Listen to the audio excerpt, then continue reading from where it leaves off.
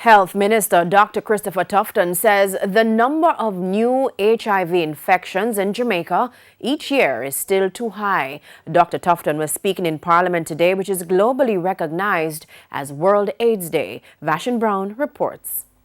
The health minister says the government's response to HIV has focused on the needs of the vulnerable, key populations and persons living with the virus, but he raised alarm about the number of new HIV infections.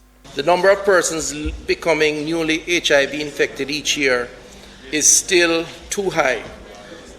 There were some 700 new cases diagnosed in Jamaica in 2019.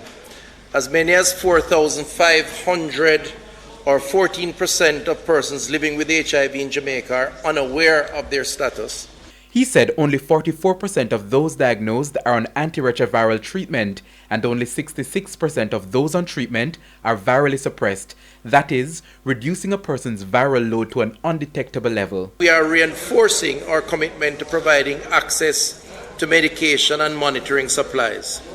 This will ensure the standard of service delivery is maintained and each person living with HIV is able to achieve viral suppression and live their best life. Opposition spokesman on health Dr. Maurice Guy pointed to a recent study by Jamaica AIDS Support for Life, which said healthcare accounted for the most prevalent environment in which persons reported to have faced stigma and discrimination.